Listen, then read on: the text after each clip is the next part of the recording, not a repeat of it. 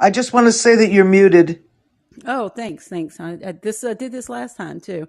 My brain's not functioning. I mean, you're more than welcome to stay up here. I really want this to be a very open conversation. But so I host a room. My name is Deanna, and I host a room called Laughter After Trauma, and just sharing stories about people's lives and how they've overcome and how they've triumphed. And today, I am taking a little bit of a shift here and just kind of did this pop-up room called Room for Release to talk about the shooting that happened in Texas. I'm going to be perfectly honest with you. I haven't spent a lot of time trying to gather information online or anything. I generally know what happened yesterday and the number of people who lost their lives in this. I don't know the details. I don't know anything other than it was a mass shooting from an 18-year-old who got shot down on the seen from what I understand, and I could even have that wrong. The thing that I really wanted to actually address, and I'm going to kind of get on a little bit of a soapbox here for a minute, and then I really would love anybody and everybody to invite themselves up to the stage, because what I want this room to be about is you being able to share where you are and how you're feeling about this right now. So I do believe that we have a systemic issue in society. And with that systemic issue, it involves mental health, which is this is Mental Health Awareness Month. And then here we are, right? It involves um, politics, even though that's not what I want to get into. But the reason I say it involves politics is because what happens in these situations is they tend to divide us. And what we really need to be focusing on, and what we need to do as a collective, as a society, is to understand our connection. And in any way, shape, or form, if one person does something, we are all connected to that. We are seeing that right now in the fact that we are connected and linked and intrigued about this. We are saddened by this. Our brains by nature are trying to make sense out of this. So what does your brain do when it is in a situation of shock about something that is so outside of what a person's nature should be? What do our brains do? Our brains start really calculating and creating stories. This is why people relate so much to stories to begin with, because this is how we relate to everything, right? Our brain fills in the gaps of things that are missing. And what we're doing right now in reeling in this situation is we are trying to fill in the gaps. And there are a lot of gaps. And the reason there are a lot of gaps is this is so outside. This is so heinous. This is so outside of what nature would invoke, that we do not know how to make sense of it. And so, because of that, we're going to find ourselves over and over trying to make sense. What was this shooter thinking? What was he going through? How horrible of a person is he? Do we need better gun laws? Well, who can we blame this on? Is it his parents? Was it his upbringing? Is it the socioeconomic status? Because I do understand that this area was maybe a lower income area, and all of these things. And honestly, I've actually listened to a couple of additional podcasts today. Sarah Ferris, she's here on Fireside. She does a show with someone named Kate Schweit, who is an ex FBI, who was the top person in charge of mass shootings, and they do a show about this. They have a podcast, and sometimes they do it here on Fireside, trying to show insight and steps, positive, proper steps that we can do to educate ourselves and to maybe be aware, and hopefully to start stemming some of this. And one of the statistics they gave shows that year after year in the 2022 statistics, I guess from prior years, 2021 is going to come out shortly. And, she has inside information because she's with the FBI. She says it's going up. It's not getting better. It's getting worse. And so societally, systemically, what is happening and what can we do? What part can we do to improve this? And there were two things that I listened to in one of her podcasts that were really interesting. At the beginning, which is now, we're going to see a lot of focus on the shooter and the actual incident and the crime. And you're going to see less focus on the victims, with not releasing names or anything right up front. And they have their reasons for doing that with ongoing investigations and so forth. But she said this kind of it does two things. One thing is it gives the families of these victims the ability to try to process without everyone knowing who they are other than the immediate people who are involved. Because it's such a big thing, because it's so sensational, it's going to take a minute. But the other thing is that sometimes those victims also might feel like they're not getting the empathy that they need. They feel like sometimes all this attention is going towards the person who needs the least amount of attention right now. And so, really, I don't have major opinions on this. What I wanted to do is open up a space here for people to come up and to talk about it, because I think personally that a problem systemically or a problem with society is all of our problems.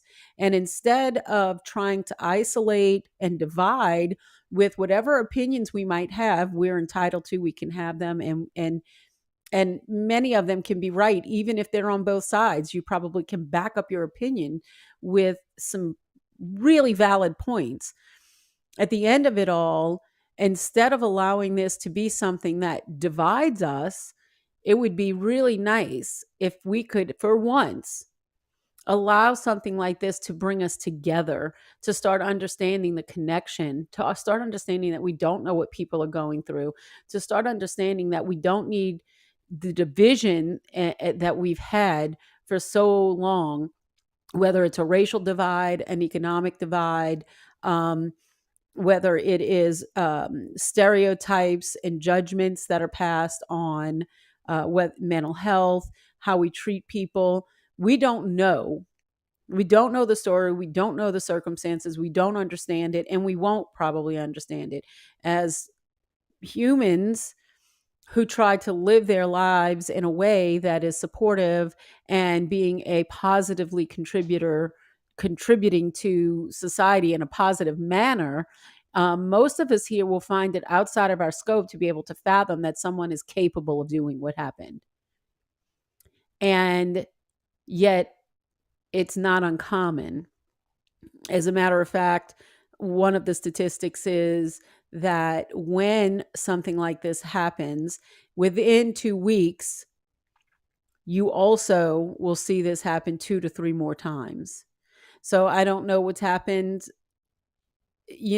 prior, but I know like May 15th, there was a mass shooting in Buffalo, at a grocery store.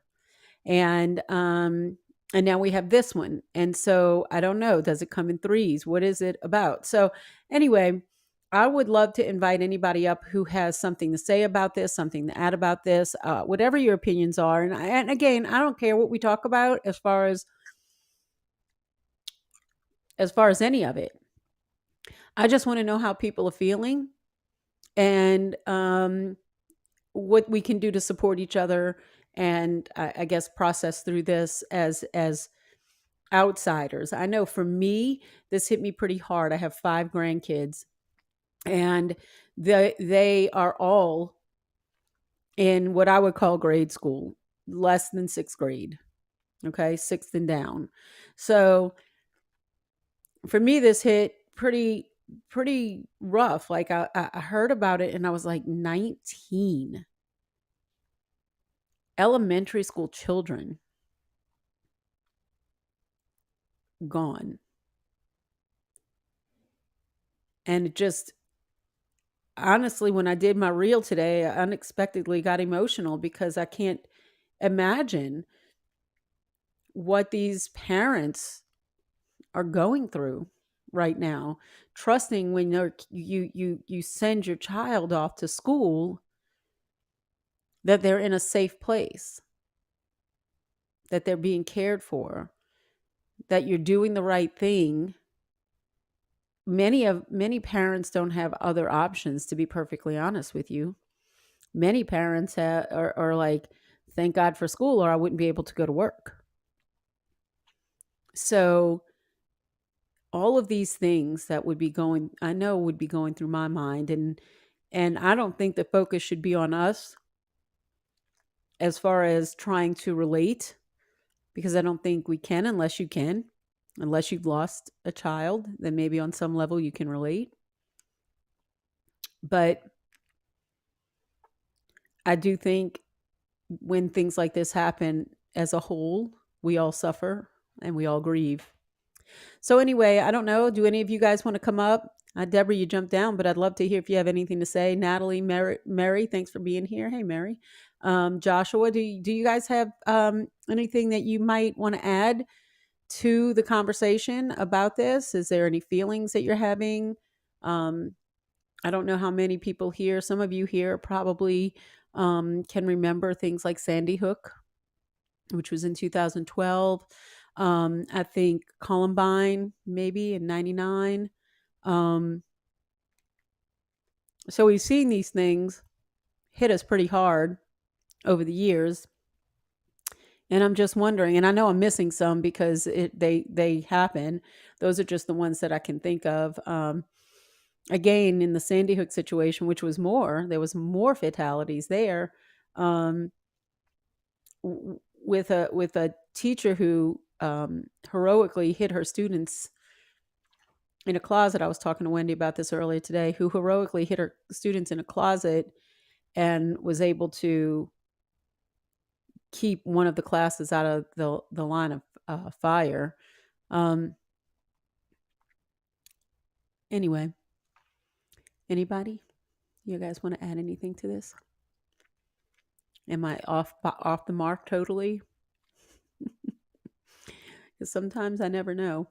Oh, by the way, I put the Instagram in there. If you guys want to send a voice message to my Instagram, I did that. I set that up today because I know a couple of people couldn't jump on, but are listening like from a laptop device, and so if you are, you can definitely hit that. And I have my Instagram up here and can take messages. If you want to record a message, you got up to a minute to record there, where you can send a message and I'll play it.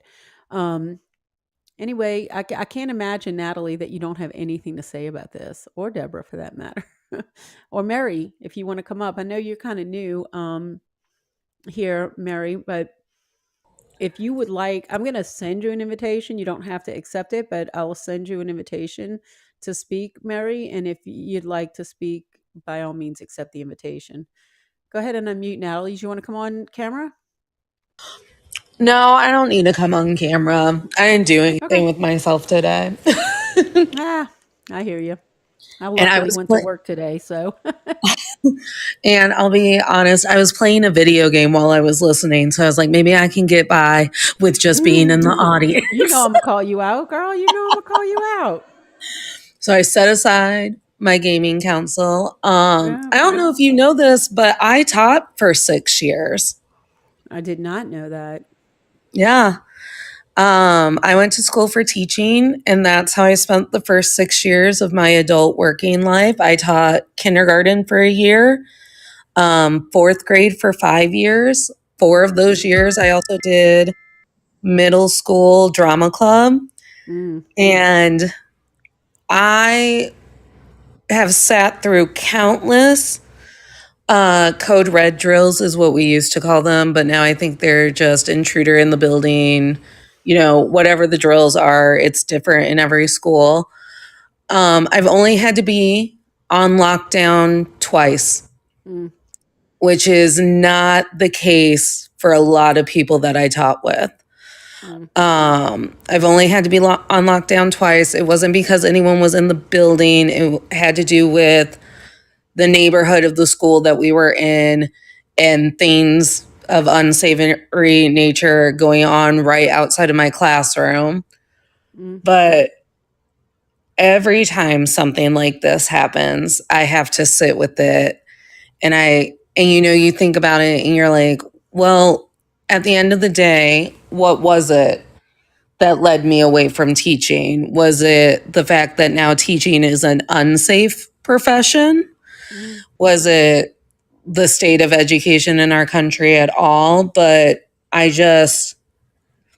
it's hard. It's hard how often these things are happening in our country. And I completely respect Deborah for saying that she has to sit in silence with this. It's also hard to talk about. A lot of people are grappling for what it is you're supposed to be saying, doing. Do we go back business as normal? Do we take a day to grieve? What's the protocol here? Right. I think that's a good point. And I like that Deborah said, she's sitting in silence, and there's so much respect for that. And that's why I also appreciate you, Natalie, jumping up too, because Everybody's in their own place with this, and I even contemplated whether to do this because of it being too soon. I don't know. I just felt like I needed to create a space, Mm-hmm. um, in case, right? Yeah. Um, and something that you said struck me because I remember when my grandfather died. Now, I had losses before him, but he was probably the first one that was the biggest impact. I was away, I was living away.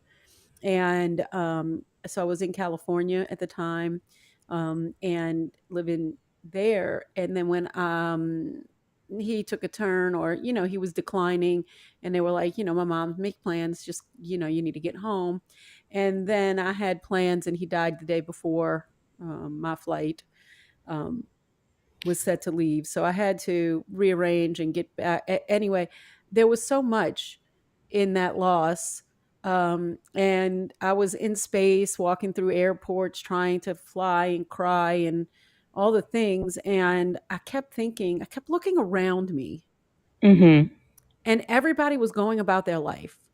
People were talking, joking, chattering, putting on makeup in the bathroom. I just was noticing all these very particular, normal, everyday life business. Right now, it's just my grandfather. This wasn't a tragedy, right? On this scale, everything is personal, and everyone's grief is valid. But when you look at it on that scale, nobody knew, right? And I still Mm-hmm. felt like the world should stop for a second and take note that this person who served his country and was such a great man, and loving father, and raised two boys that are so protective and amazing husbands, great examples to their kids, that he took his last breath. Yeah. And so when this happened, I'm sorry, I did not expect to get emotional. Okay, anyway, so when I listened to this today, I thought about this. I thought about 19 Mm-hmm. children that these parents are reeling and trying to, even, it's so sudden. We knew what was happening. My grandfather was in decline. He was 80 something years old. So suddenly that they probably still don't believe it at this moment, right? Right. And and the news is blabbing about it. And Yeah. this is why I'm not watching it, right? So the news is blabbing about it, and I just wanted to take a minute on the other side, on the Mm-hmm. side to sit in this and recognize, like, it's okay for all of us to be grieving. It's okay to be quiet. It's okay to talk. What's not okay is to sensationalize it, to to feed a frenzy, or to try to make sense out of it. It doesn't make Right. sense. You're not going to make sense out of it. But I And do feel like as a collective we need to process it. I'm sorry. Go ahead, Natalie.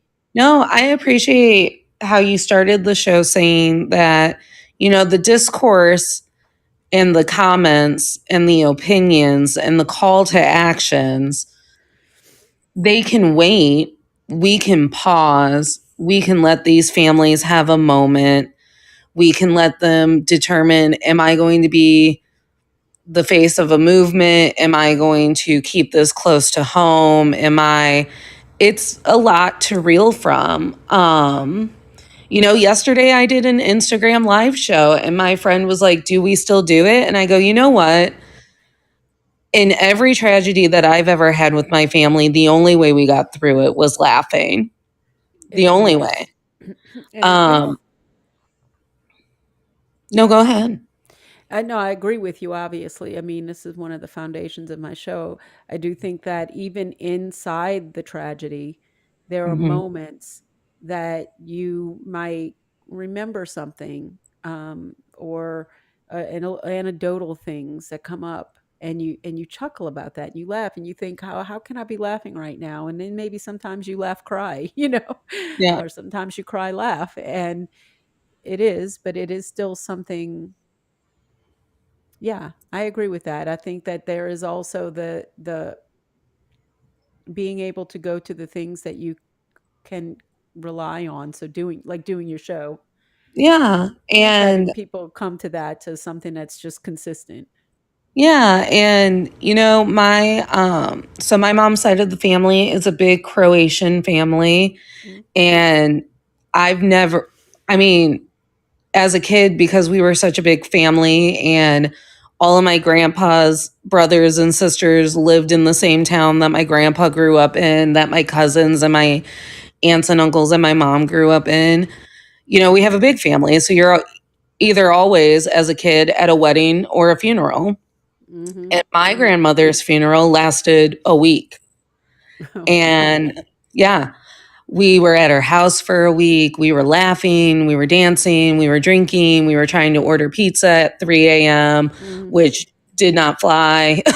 um, and I think people forget that like you said, the grief process is very singular and very individualized.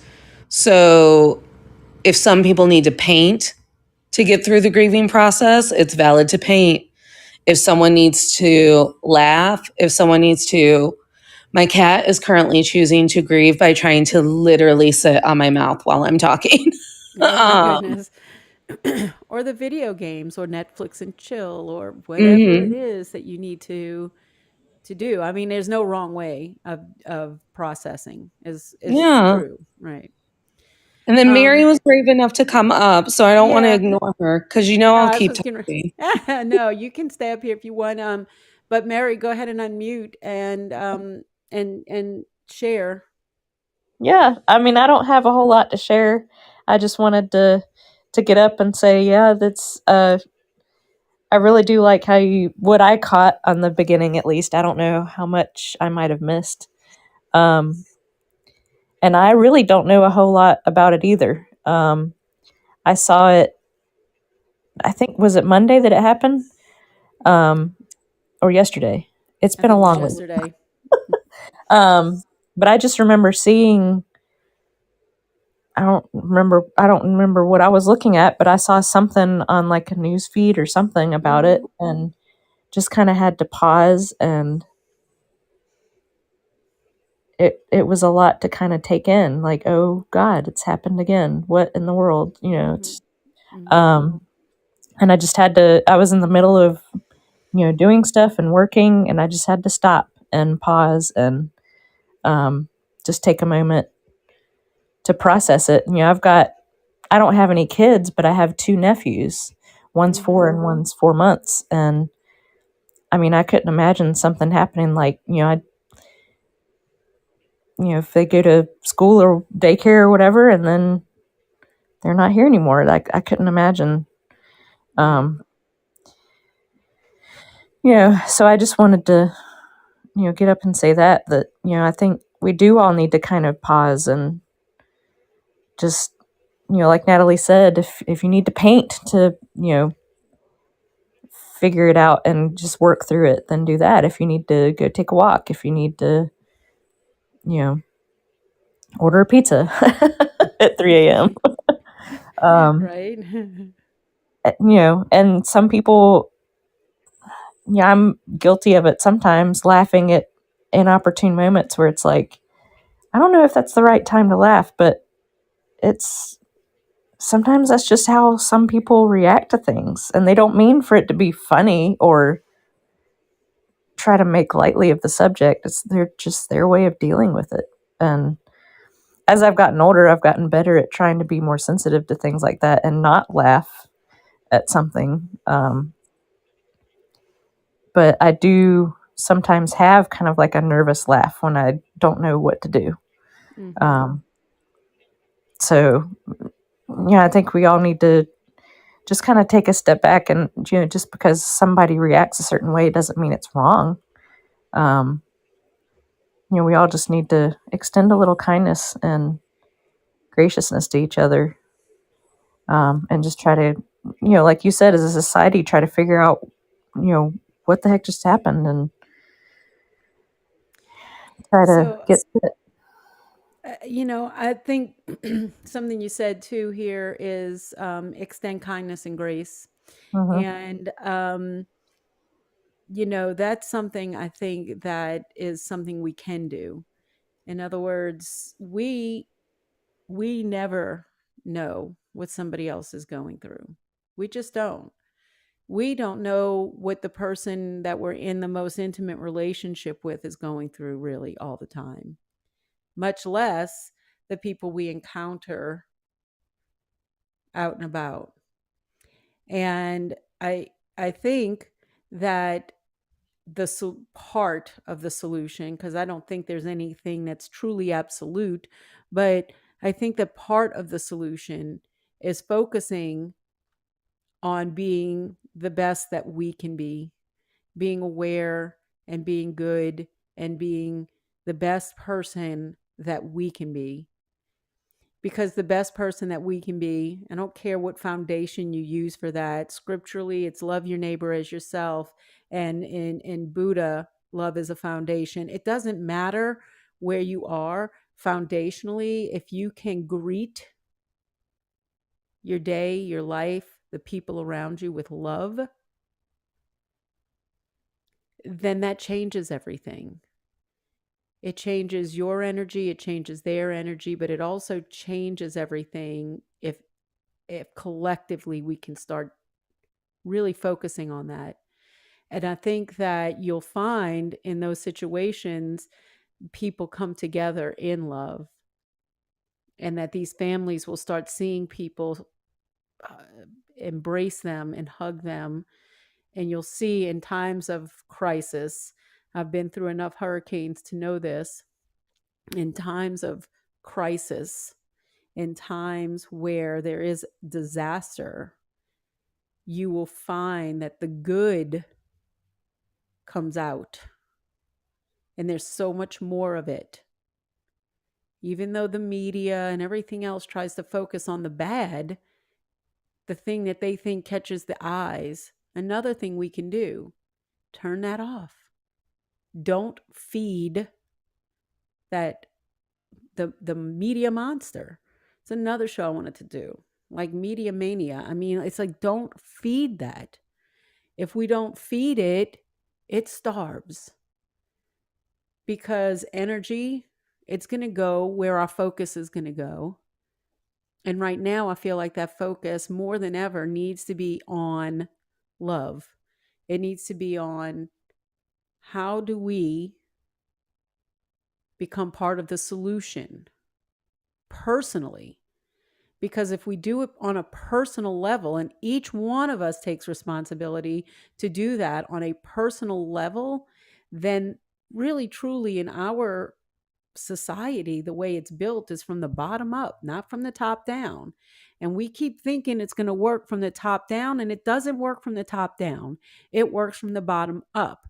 It works with us, then our families. And then those families create strong neighborhoods that create strong communities, that create strong cities and states, that create strong country. It works from the bottom up. And we have been focused outward when we need to be focused inward. And I think that is part of the solution. Is it going to fix everybody? Does it say that, oh, we're going to fix it and nobody ever is going to have a mental illness because we're all going to be focusing on ourselves and healing and taking care of ourselves? Kumbaya. No. But more of us can than aren't. And if we can get to the flip side of that, and that most of us are there, it's going to change. It's going to change the way the world functions, really.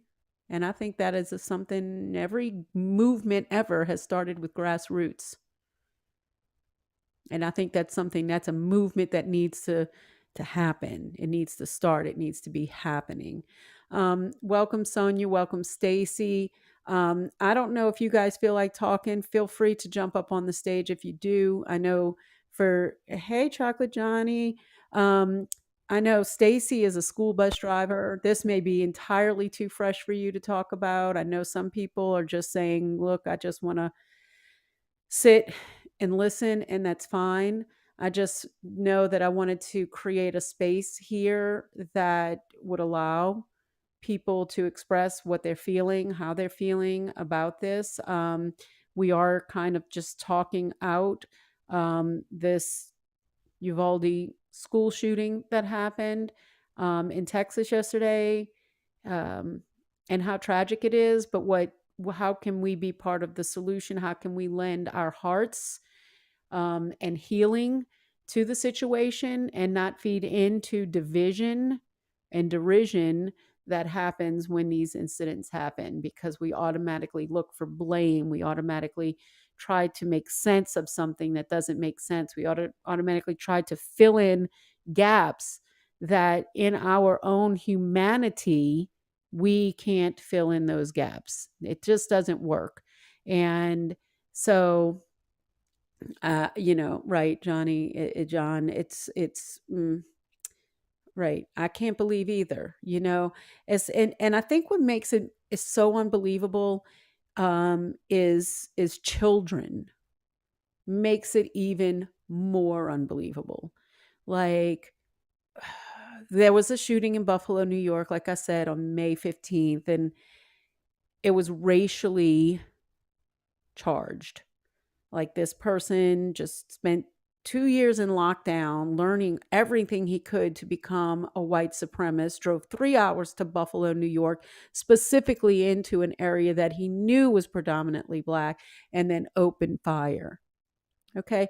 But what was behind it. Like, he posted about it. He wrote a manifesto about it. I mean, he did, so you knew what was behind it. And there's another level that is added when our brains naturally create stories and try to make sense of something that you can't even pin a motive on it. You can't even understand where it was coming from. And at least yet we have no real stories behind it. So, but my point here is not to create the story and not to create the narrative, but to be able to sit in this and understand that because we have thought for so long that we are not connected to one another, yet we are grieving all of them, and we are suffering with this to some level. We're feeling the pain of this. We are connected. And if we are connected at that level, then in what responsibility can we take upon ourselves to create healing and connection? Sonia, welcome. Thanks for jumping up. Tell us what you have to say. I know that what you had said is natural for our brain to try to come up with a why as to why these tragedies happen. And I just, the more that this happens, I am caring less about the actual why, because it doesn't help. I think when we find out about some of the why, that starts to, it's like, okay, well, I understand it. It's still not okay. And we continue to stick our heads in the sand simply because this is such a complex issue at many, many layers. And, and we have to start. One, I absolutely refuse to give up on hope. Thank you. I think that as humans, we have evolved and we are too smart not to come up with the solutions. But the issue is neither side or sides, depending on what layer of this we're looking at, wants to give a little. And everybody has to be able to come to the table and give a little and still maintain our integrity and what we need to achieve. Because we're a divided nation, we've gotten into this realm of I'm right, you're wrong, and that's it. And anytime that any of us, regardless of our opinion on any situation, our values or morals, whatever, that we take that stand, I'm right and you're wrong, nothing gets done. And this here is something that's been evolving. It's not just this last year, the last 4 years. We've become a society of that. So And I think that, we can be reasonable people. And I'm willing to come to a table with people who are completely opposed to the things that I want to achieve or my own so-called agenda. But we have to have those difficult conversations and come with an open mind, with one mission, and that is to find solutions that are reasonable. And like I said, I refuse to give up on hope. I believe that the majority of people want to do good. They believe in doing good. It's just that we have some things with some people who, for whatever reason, they're not capable of it. And we've got to be able to look at, our mental health issues. Like I said, and I could go into multiple layers, and I just won't, because, I'm very angry, I'm very sad, and very disappointed right now. Thanks for listening. No problem. And that's something I said a little bit before you got on here, is that when you see these situations happen, there's devastation or whatever, the tragedy and the horror and the heinousness, I don't know if that's a word, is at the forefront. But what you really start to see, if you look away from the constant harping on the same evil or badness or the horror, if you stop and you look away from that, what you see is all the good that starts to surround the people that are going through this tragedy. And like you said, I wholeheartedly believe that there is more good than evil. For sure, that there is hope. But like you said, I think each of us on an individual basis need to really just, like, I think a lot of us here are very aware of this. We're very conscientious and we do this work.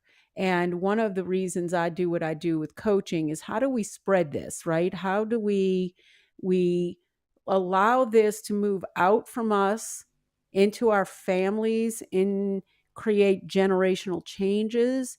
How do we move this into our communities so that we are spreading the love, the acceptance, the positivity? And I'm not talking the fluff, I'm talking the real work, the kindness, the dignity, the respect that we need to be sharing as a human race.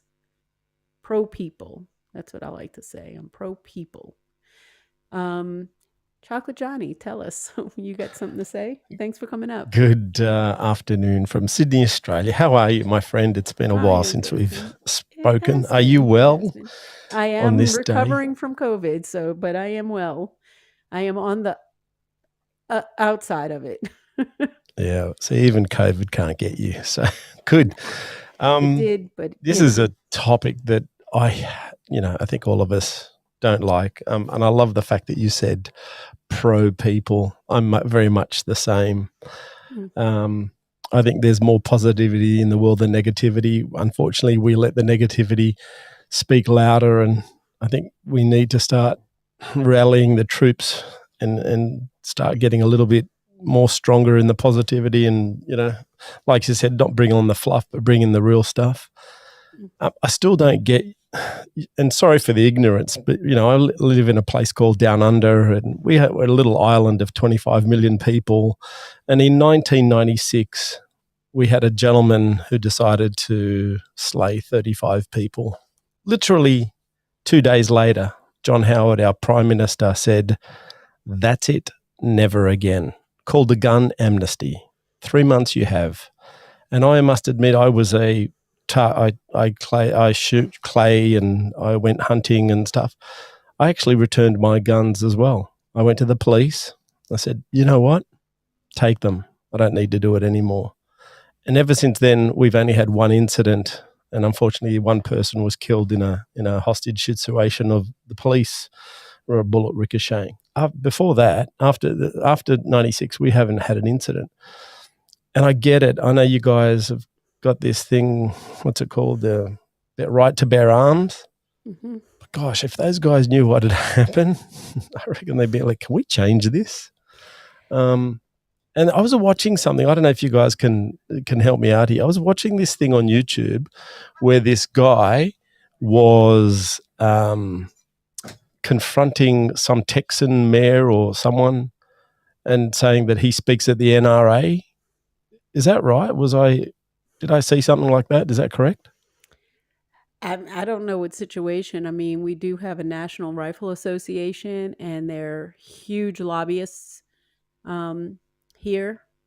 And there is this right constitutionally in this country. And I think maybe foundationally it was set because we chose to fight our own government in order to gain freedom. And that right to bear arms allowed us to protect our rights against those who were trying to not allow our freedom, more or less. Yep. I think that's an oversimplification, but just, so this is where it came from. Whether it is still valid or whether there should be better protocols around it, I don't know. Like I said, I don't know the answer, and I am not trying to put blame on an industry when no gun sitting in a cabinet has ever killed someone. So I don't know the answer. Personally, I don't own guns. That's just me personally. I don't own them for self-defense. I don't drive around with it in my car. I don't hunt. My husband doesn't either. Yeah. Yeah, I gave that away a long, long time ago. Yeah. But yeah, I was watching something on YouTube. This guy was at did this event happen in Texas? Is that right? Yes. Right. Very so it looked like toting type of state. Yes. Yeah, the guy was saying that the mayor or whoever is pro NRA and rallies with them and et cetera, and anyway, something needs to. He said that something has to happen to stop this. Anyway, I was just, yeah. I know we're on the other side of the planet, and it sort of filtered through on my Twitter, and I was like, what is this? 19 kids, and I don't mean to bring it up, and I'm sorry if it triggers people, but I'm a father. I'm about to be a grandfather. And I'm like, holy cow. Yeah. You can't send your kids to school. No. I know you probably missed my crying episode before, but it just was, it hit me. I have 5 grandkids. It hit me all in grade school. It really did hit me. You don't look like it.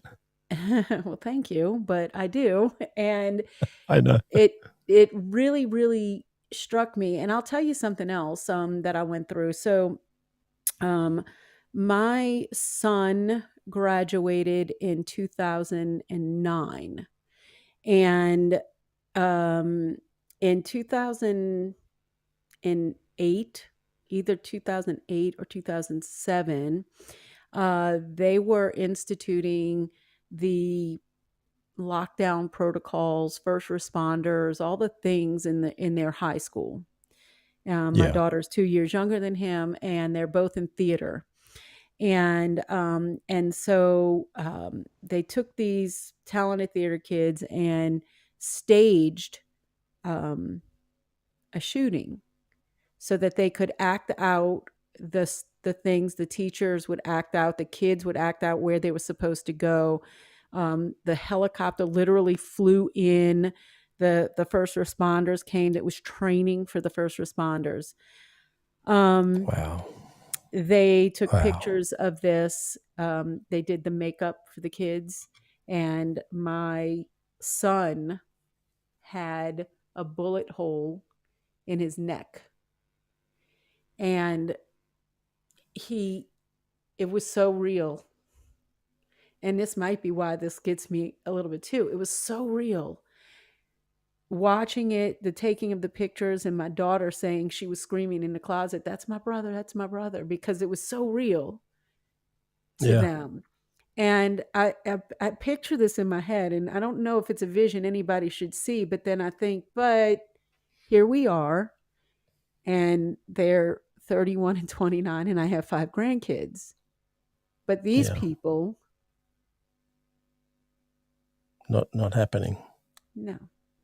And while I want to look for external solutions, I know that the only solutions that I can really, really resolve are my internal solutions. And the Yeah. people that are right around me that are rallying to say, how do we become better as people? And how do we spread that out into society? And who cares if we have gun laws? Because let's face it, if we are the people we're supposed to be, then the gun laws we won't do those things. I'm not saying there won't Yep. be bad people. That's not what I'm saying. There will be an element, but I think that element won't be growing, it will be shrinking. If collectively we start focusing on the things that we need to focus on, and that is mental health, that is inward, that is us, that is not the external stuff that we can't control. We are not going to take down the gun lobbying here. We're not. I don't believe we Yeah. will. I don't think that's a thing that's going to happen. So, Yeah, because I was doing my research and didn't realize how much money there is. But, a lot. you make a valid point, because, I don't think I suffer from mental health, but I know I have 2-3 of my closest friends. One of my best friend's daughter. I mean, when we ring each other, we ring each other all the time. He says, I always ask how she is, and he says, mate, I just wait for the phone call. I said, one day, I said, what? What do you mean? Well, one day, the phone call of something happening. I'm like, how do you do it? And he says, I don't know. I just live that way, and I know how to live. And then I said, well, teach me how to look out for stuff like this. I think I'd love to see money go to people who can help us help people who have mental health. Like, I don't know what to do in that situation. I had a friend of mine who, at a younger age, he had a mental breakdown. I didn't know what to do. I don't have the tools, but if I did, I would know what to say. I mean, we had a girl working for us. She used to come in and hyperventilate into a brown paper bag, and I just froze. It wasn't until my wife and I were studying and reading and learning anxiety and depression, et cetera, et cetera. So I'd love them to come and have like a school of how to deal with it and what to say and when to say it. And does that make sense? Yes, it makes a lot of sense. And I'll tell you honestly, most of the time, you don't have to say anything. Most of the time, you need to let somebody know that you are present, you're there, and that they have your support unconditionally. Even in the panic attack. Now, look, I've had panic attacks, so I understand this, right? You think you're in danger, but the danger is not real, right? So, in those situations, being able to pull somebody's attention to what's in front of them. Look at me, you see, you're safe. Look around, you're safe. Okay, so in certain situations, you can do that. But in a lot of situations, just love them, support them with no agenda and no conditions. The people who are suffering the most have probably, I would venture to say it's up in the 90s, have dealt with conditions put on their love, if they got the love at all. Right. They don't know how to function. They don't know that they can have it. They don't know that it's okay. They don't know that they're enough. So I mean, yeah. So this is why, look, I'm not a therapist, but this is why I coach in the area that I coach, because for me, I feel like we all have the ability to self-heal. And when you see that and you work with somebody who can show you that nobody needs to empower you. You already have the power. Yeah, exactly. You need to exercise it and take it. Somebody needs to show you that you already have the power. You have the power to heal. You have the power Yep. to believe and do whatever. Yep. So, I agree with you. I like that thanks. because it all starts with you. Exactly. And I think that if we start inside and we work in those concentric little ripple circles, it just is it is a ripple effect. It is a butterfly effect. If we do that, there's no way that that doesn't come back, you know.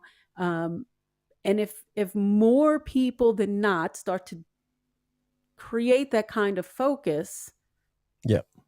then I think it changes. I think things change that way. 100%. And hopefully I'm not living in some rose-colored bubble somewhere. I don't know. That's the way Don't I we see wish it. we all were, though? All right. Well, let's create it. There's nothing wrong with a rosy bubble. Stacy jumped up here, and I'd love to hear what she has. Did you have anything else to add, John? No. I've spoken enough. I'll let someone else speak. You're more than welcome to stay here and unmute when you hear Thanks. something. You guys are more than welcome to just have a conversation. I wanted to hear from Stacy because Stacy is a school bus driver. So she's, on her summer break right now, but she works with kids. She's worked with kids for years and years. Stacy, unmute. Tell us how you're feeling. Well, it kind of scary. Kind of hits home that because it could have just very easily been on a school bus. Because with the way that buses are, and the way some people are, it could have easily been that. And something that kind of scares me because with the fact that I'm a school bus driver, I'm also on some Facebook pages of where there's parents on. And so seeing them kind of being panicked, saying it could have been my kids or my grandkids, and where they're talking about then, like, should we have some, things that like police officers at the door or the metal detectors at the door for people to walk through before they go in. And in a way, some of that could probably help, but at the same time, what's it at what cost? Right. Mental health has been brought up. So what's it going to do to a 5-year-old who, I've seen some that have been scared when they get on the school bus. What are they going to be like if they have to walk through a metal detector and see a police officer right at the front door? Right. So I know that people panic, and I can get why. I understand why, but at the same time, we don't want to run off in a panic and leave common sense behind, even if it's not very common. But still, we want to try to take a deep breath, try to step back and look at the bigger picture.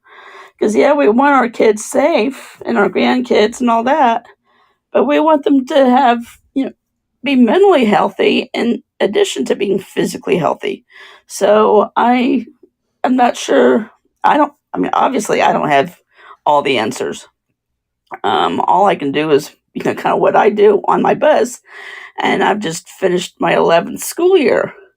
But still, then things can happen on the school bus just as easily as they can going into an elementary school, and so it's kind of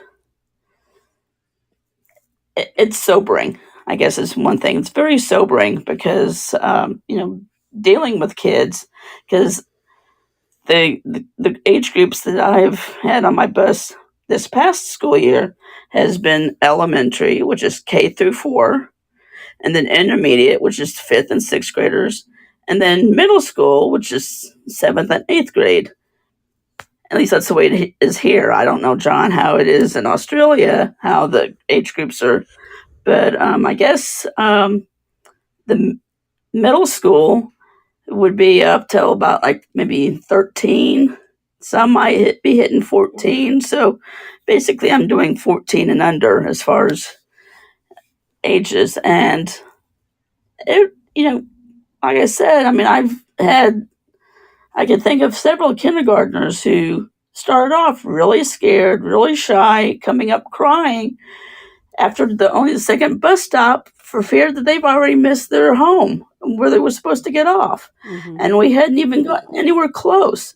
So are they going to be able to learn if they walk in a door and see that they have to go through to make sure that there's not some kind of knife or something put in their backpack that they didn't know about, and then see a police officer with a gun, maybe not always in the most friendly of temperaments, especially if it's the first week of school. So I know that there are probably a lot of schools that are going to be considering what they do for in the fall, or what they even do to finish out the school year. And hopefully they won't make rash decisions that end up hurting the kids in some ways mentally, where they have nightmares all summer long. Right.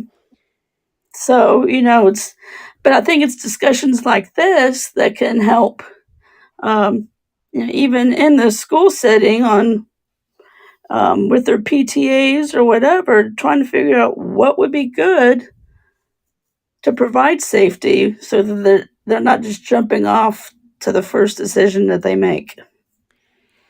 Yeah, I do So think that's all. That's pretty much all I was wanting to say. So. Well, I appreciate you getting up to talk, and I do think it needs to be a conversation before it's a decision. I don't think there's a one size fits all answer, which is basically the way it is for most issues.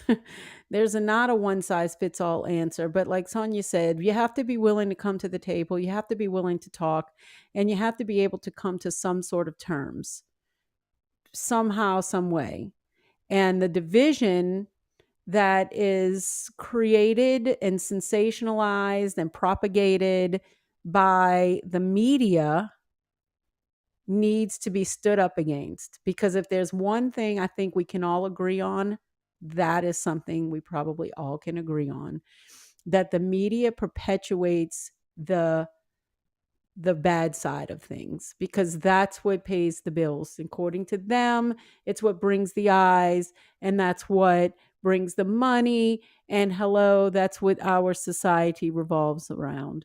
So until we make the decisions individually, then collectively, to say no more, we're not, you can report something, but then you don't need to dwell on it over and over again. This person, and I don't know the name of the person, but this person will become a name in infamy, just like we know other names like Lee Harvey Oswald or whatever. They become so sensationalized that they almost become notorious.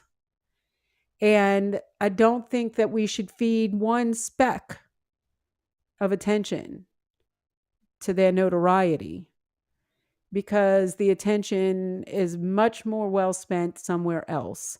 It's much more well spent having conversations. It's more well spent allowing people the space to process. It's more well spent allowing parents to create platforms in the name of their kids, however they have to process through things.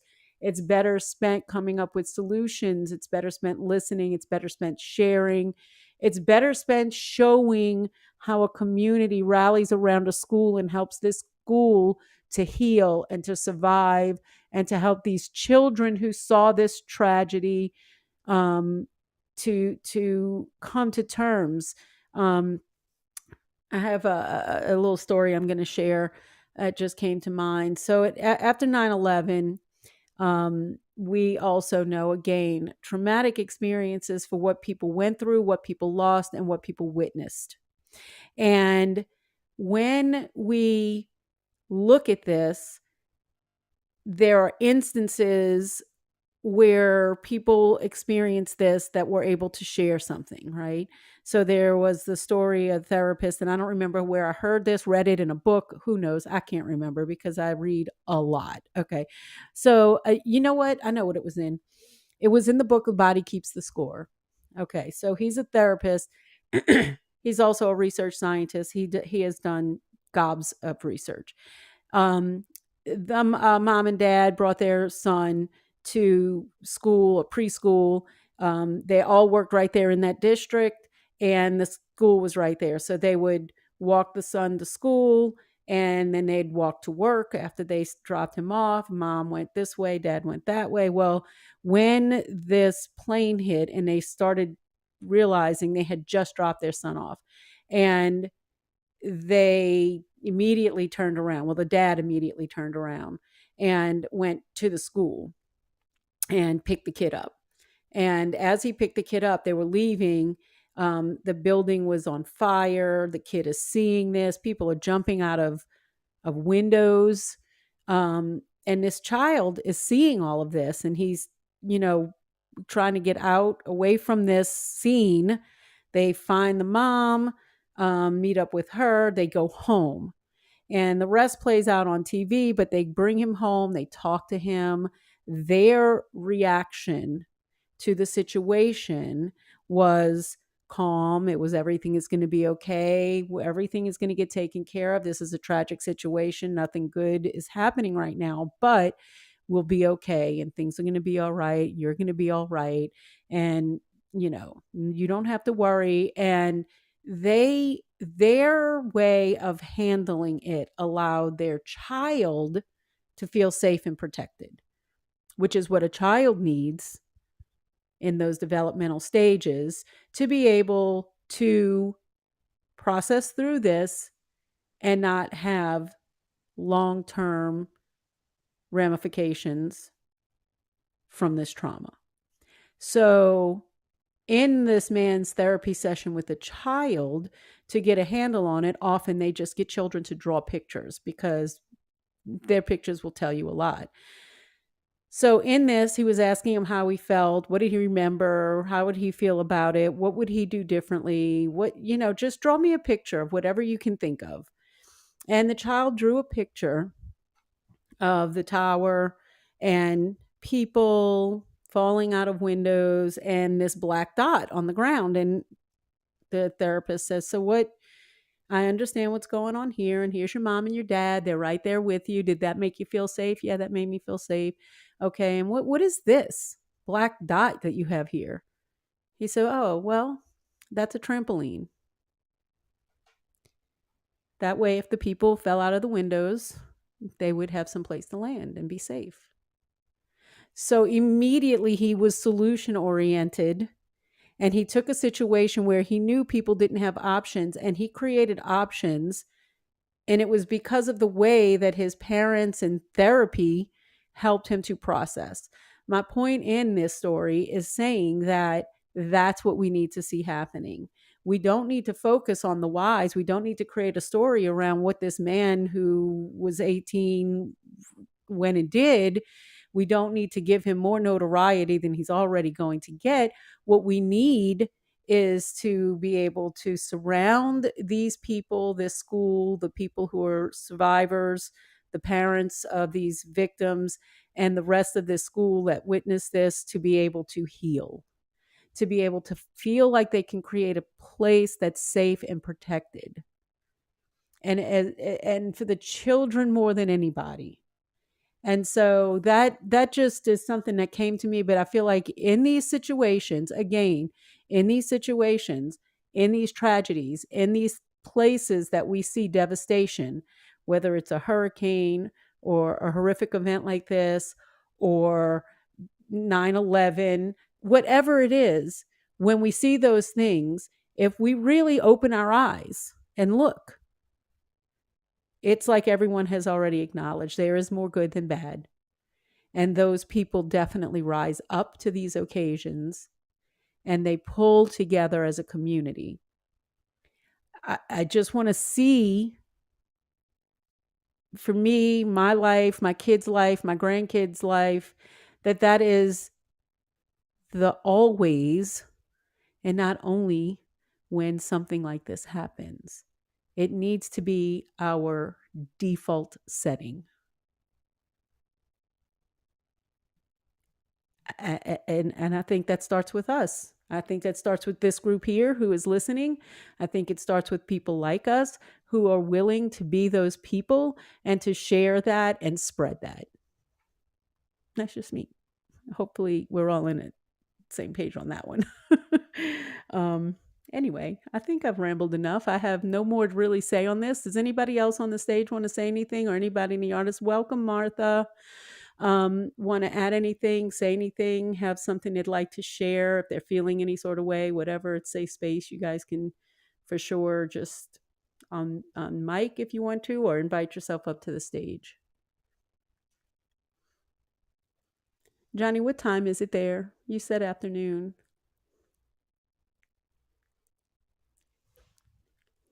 In Australia, I don't know. His time is different than Rocksteady, so I never know. Hey, Deborah. I just want to say one thing, Okay. which is the hardest thing to have compassion for. We are all sitting around here forgetting that the gunman was a child once too. And he's probably killing off a part of himself that he couldn't stand. Absolutely. And I don't know if that's the case. I'm not a therapist. I don't know what's going on, but I did see, and it has no excuse for what he did. But if we're going to live in this world on any level without killing ourselves or harming ourselves or another person, we better come together, like you said, but not only in the way you said.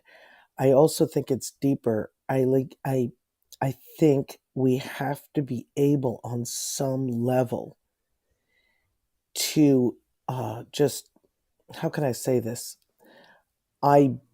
It's so tragic. I didn't want to say anything. That's why I just sat here for an hour and just listened, because I can't even. I taught kids for 12 years, and they were fourth grade. I taught, fourth graders, and I know that age so well because there were no mistakes in my classroom. I taught theater and I let them create shows and imagine and just all this stuff. And that thing, the reason I came up is because you talked about that black dot, and that a child, because a child has hope for the future. That's the thing. And why we're being devastated by this is that short of a lifetime on this planet with that amount of hope we all identify with, and we can't, things happen in people's lives and then hope gets crushed along the way. Then we have to pick ourselves up as adults and keep moving forward. Children have that innocence where they don't have to think about all that stuff. And I just feel like it's almost like I don't even want the universal collective unconscious. I don't want to give it any energy because everyone's focused on this story now. And so that, in essence, makes the parents not have privacy, like on a spiritual gut level. And so that's why I said I just want to listen and sit in silence, because that is who is left.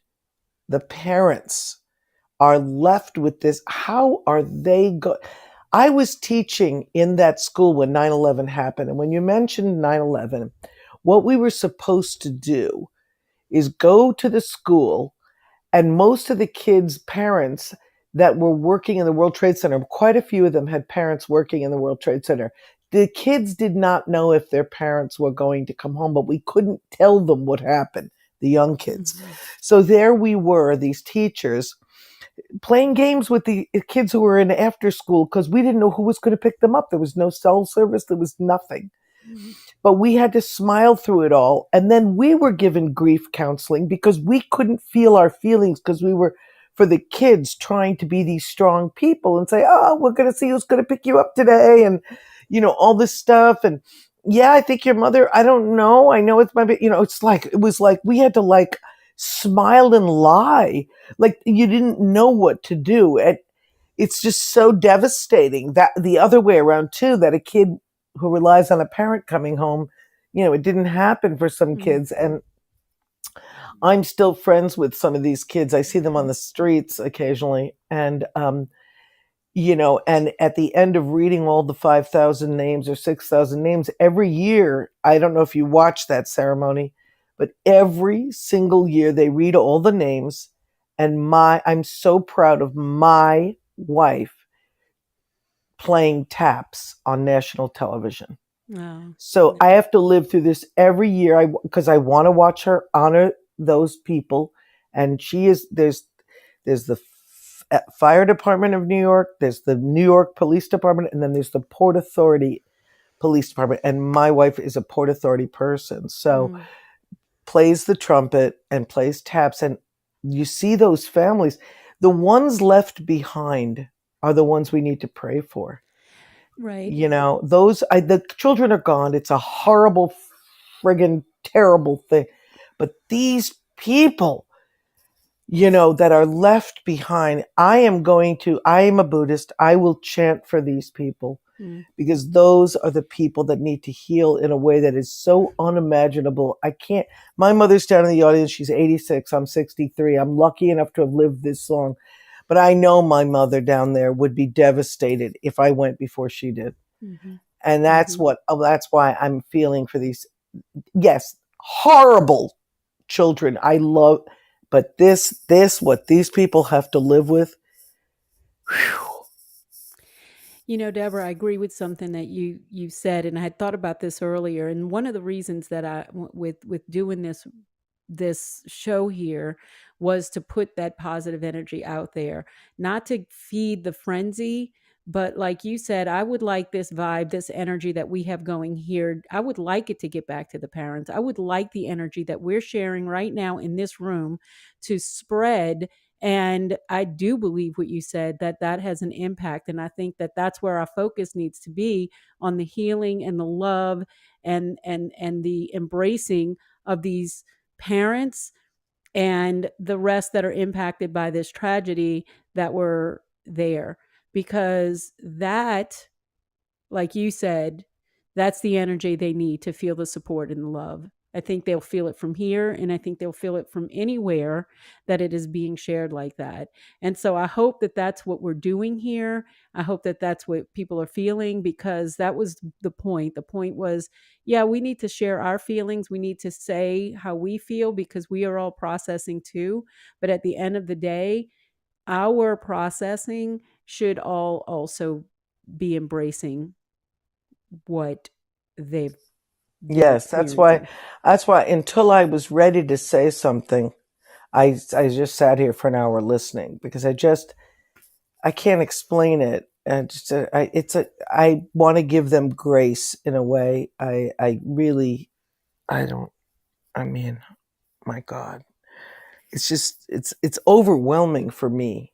It's just like overwhelming is the only way I can describe it. And I'd have to say that you are probably feeling some residual effects of the fact that you have actually experienced a trauma that is close to your heart when it comes to children, and what you went through being in the midst of that inside of another horrific situation. Um, there's no way that doesn't, like you just said, it comes up for you. It did come up for you, just like driving a school bus or Natalie teaching kids. And, it comes up. And I mean, I think that's okay. I think that's the beauty of us being able to then, again, I don't know, I think of it like Avatar. How they can touch the ground and the lights, and they hold on to each other, and everybody is connected. We are connected. We are connected.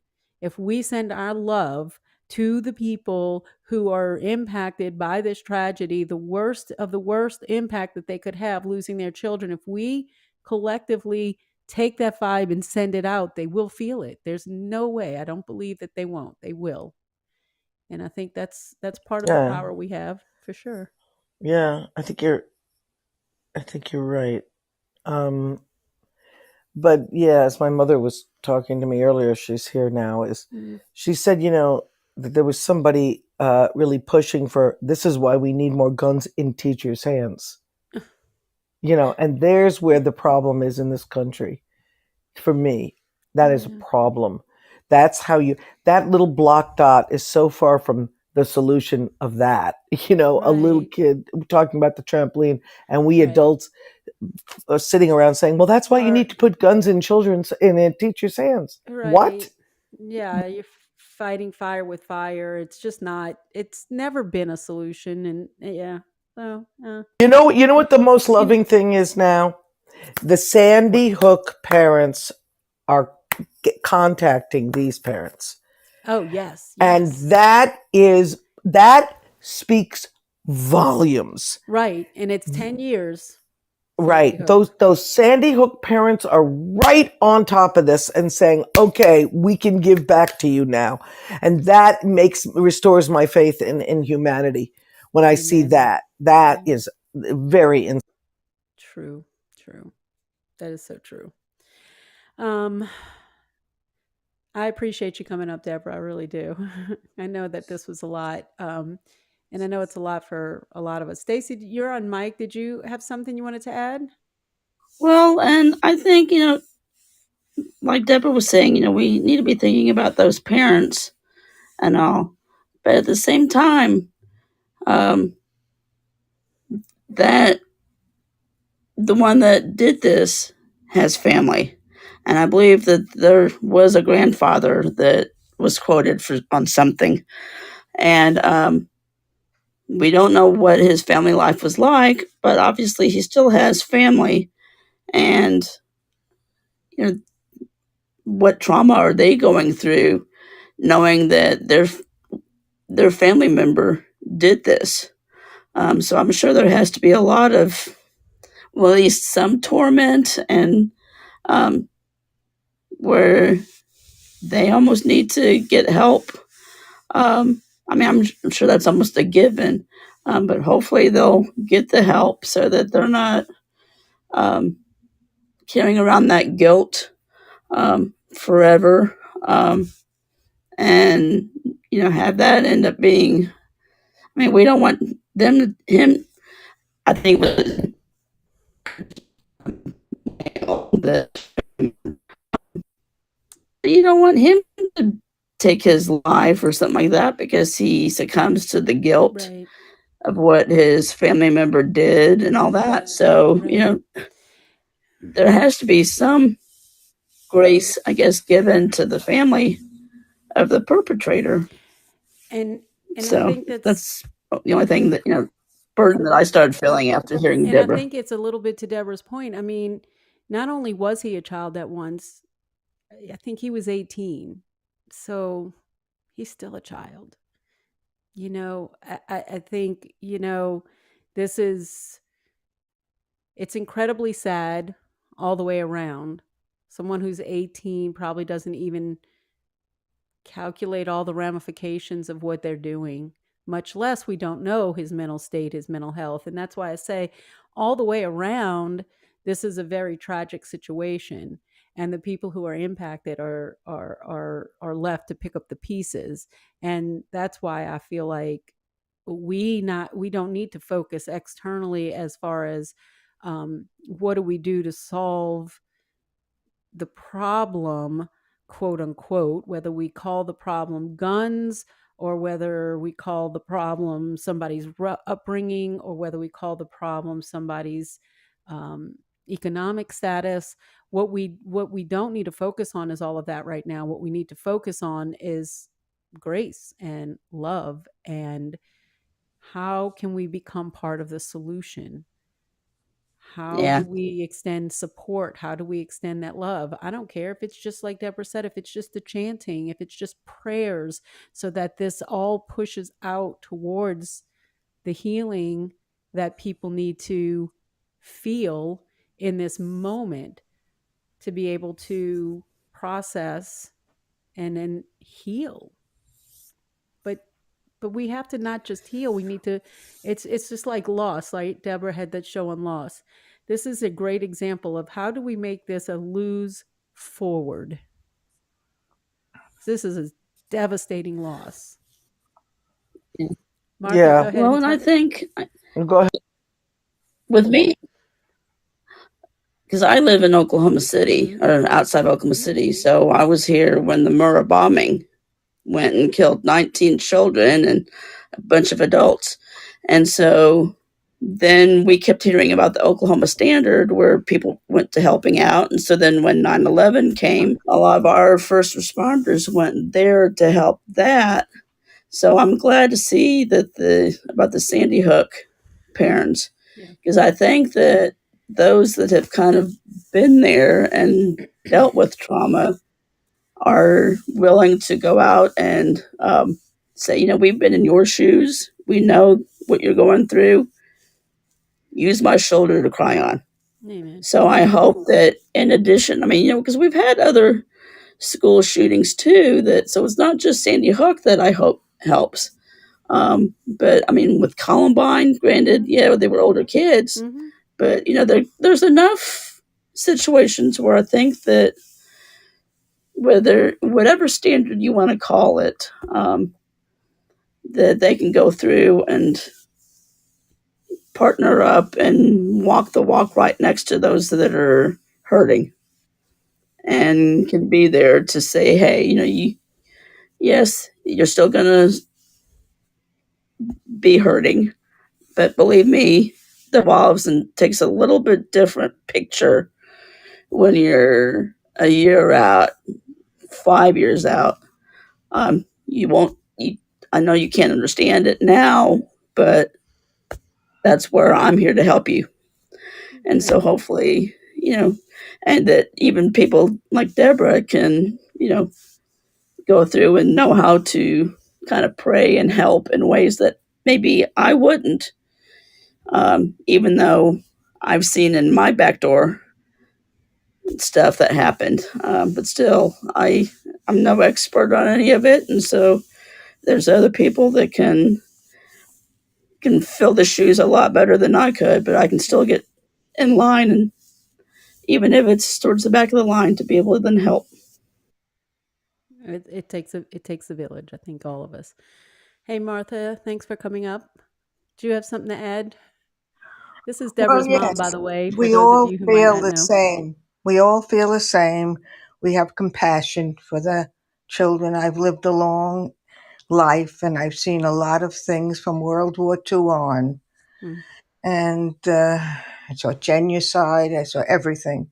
The worst things I've seen. But the hypocrisy of today's conference, with people standing there who voted to keep the gun in the hands of an 18-year-old. To see these people standing up there today was so sad. And then they quoted the Constitution of the United States. That's all they've been saying for the Second Amendment, to put guns in the hands of 18-year-olds without flagging them, without a waiting period. This is the hard part of it all for me. And I'm very upset with this all, especially when someone turned up. I didn't know who he was today. And he started to speak to the group, and they threw him out the same way they did at the Trump conventions when anybody spoke about Trump. And tonight I just found out who this young man who stood up to speak to these people and beg them to get rid of the not waiting period and to not flagging people that are getting this and letting 18-year-olds who can't drink, but they can get a gun. And they threw this man out, and I found out who it was. It was the representative to the United States for House of Representative O'Rourke. He flew all the way from New York City last night to get to this conference. And they threw him out. They didn't let him speak. They said it was all political. Throw that man out. And the sergeants of arms took him and threw him out. And I don't think people in the United States know that happened today. Yes, I watched it, Mom, and it was disgusting. Thank you. Yeah. And the thing is, I don't, it immediately goes to politics, and that immediately creates division. And while I do think there is a political issue at hand, of course, um, I would love for it not to just be jumped at and pounced on. Not by us. I think we could discuss this fine, right? But by the people who are in charge and running the news. This should not be their first rally, right? What about the people? What about the care? What about the support? What about, like, I don't know. Your community is bleeding out right now, and you're rallying to defend guns. Is it the time for that? I'm not saying you, I'm saying them, right? So I just think that, if at any time it was a time to shut up about the guns, right now would have been the time for those leaders to say, hey, you know what? I know we have our stance and we have our political differences. We're going to put that aside right now to talk about what matters right now the most, and that is caring for our community, the people. Yeah, People. and you were so good to actually open this. In the beginning, I thought I can't do this. I'll support her and I'll just stay in the room. But actually, um, people saying what they're saying here, even in this small microcosm of hope, has actually given me some sort of a shift in perspective. So I am glad you opened the room, and thank you. And everybody has a right to say what they feel, but we'll just never know that kind of pain those parents are feeling. I mean, we can Well, try all we hopefully. want. Yeah. Hopefully we'll never know that kind of pain. Well, we can't be the quiet majority anymore, and that's definite. We can't No. let people say that we have fake news, that the press does not protect us, because our protection is from freedom of the press, and it's been suppressed for the last 6 years. Oh, absolutely, absolutely. And Chaga Johnny was saying that was who he was referring to when he was talking about the guy who was rallying around this. He must have saw the same thing that you guys watched. I didn't watch that because I was at work all day today, so I really didn't watch much about it. I read a little bit about it, but I didn't want to come in here with all of that chatter, right? I just wanted to be able to No, come in wrong. here and We can't be the silent majority. You have to come in with that chatter. right, but for this room particularly, or this show, I just wanted to come strictly with love and embracing and just talking about the energy that we can provide and the things that are in our control immediately. Now, is there space for that chatter? Absolutely. And do I need to follow up and educate? Absolutely. I am totally with you, Martha, because we can't sit around and do nothing, because doing nothing is doing something. You know, it is. It's taking a stand without taking a stand. So you can't. Silence gives consent. I always Correct. believe silence gave consent, and silence can be deafening. Correct. I agree with that. I'm going to close this up unless anybody else has anything left to say. I think Kathleen has her gratitude, and it is really kind of what I need right now to wind down before bed. So I'm going to close this up and then jump into someplace else where somebody can, make me feel better. She can talk about her day and share her gratitude. Yes, I'm And going to the gratitude room now too. Thank you. yeah, and I appreciate always having something to be thankful for. Thank you, Deborah, for popping in and speaking. Um, Martha, you too. I appreciate the input. Sonia, Stacy, Chocolate Johnny, Natalie came up here on stage for a little bit and stopped her gaming. I like that. I don't know where she is now. She might have dropped out. Mary, you jumped up. Joshua, for being here in the room with us today. I really appreciate it. Um, and, I just felt the need to kind of just open up this discussion for everybody to have a little space to share how they were feeling, what they were going through, but also to share our energy vibes, love, vibration, whatever that we can send that way for the people who need the healing the most. So, my name is Deanna, and I am now going to bring up the crazy weight bot so that we can close out this room. I want to say I see you. You are beautiful. And until next time here on Fireside, you guys shine on. Thanks, Deanna. Thank you. Love you guys.